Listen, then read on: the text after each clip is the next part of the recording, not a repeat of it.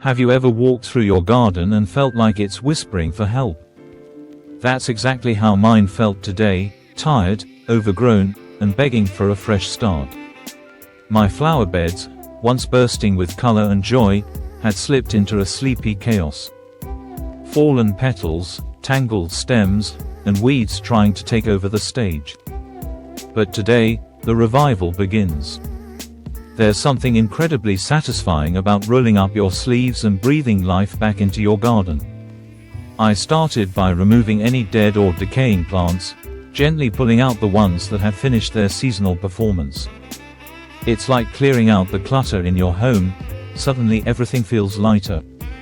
Next, I tackled the weeds that had crept in like uninvited guests, stealing nutrients and space from my beloved blooms. With each tug, I imagined making room for new life to flourish. Once the beds were cleared, I turned the soil, giving it a chance to breathe and loosen up after months of being compacted. It's amazing how the simple act of fluffing the earth can instantly make a flower bed look hopeful again. I added in fresh compost to enrich the soil, feeding it with organic goodness to support future growth. The smell of rich, earthy compost mixing with the morning air. Nothing short of therapeutic.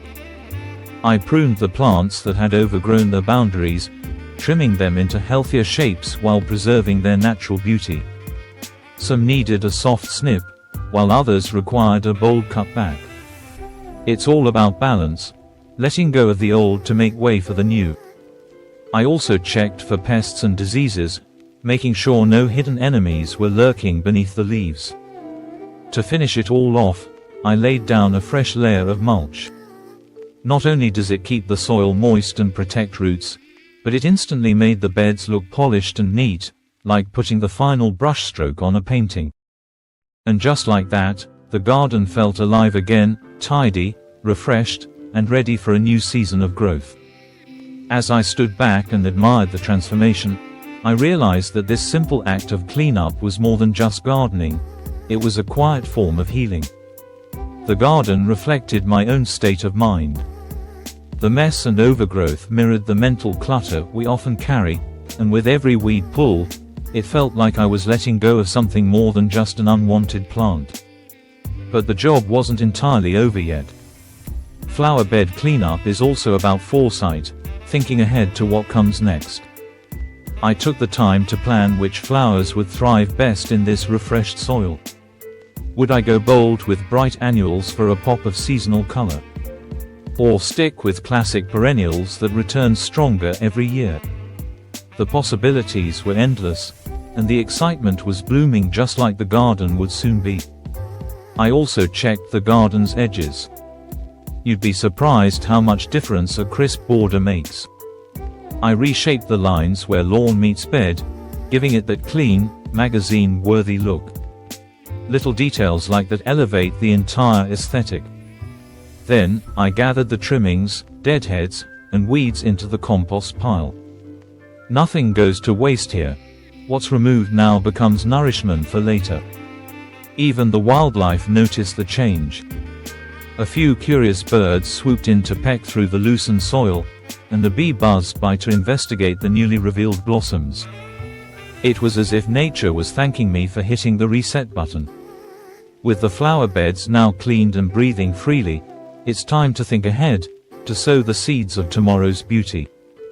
Cleanup is the foundation, but what you plant next determines the personality of your garden. I walked slowly around each bed, observing the light patterns, feeling the soil in my fingers, and imagining what colors and textures would make these spaces sing. But flower bed design isn't just about color, it's about flow. I arranged the plants in natural drifts, avoiding rigid lines. Nature doesn't grow in straight rows, and your flower bed shouldn't feel stiff either.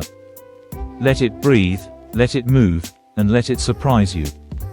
When you leave room for spontaneity, the garden rewards you with moments of magic, like a random daisy blooming between roses or a butterfly landing where you least expect.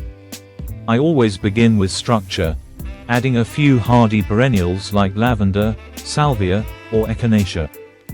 These not only return every year but attract pollinators and add height and movement to the flower bed. Around them, I layered in softer touches, trailing petunias, marigolds, and sweet alyssum for fragrance and fullness. Each plant was chosen not just for its beauty, but for the role it would play, creating harmony between blooms, leaves, and empty space. As the sun began to set and golden light spilled over the garden, I sat down with a cup of tea, surrounded by fresh earth and tidy beds. The air smelled of promise. It's in moments like these that you realize gardening isn't just about growing flowers.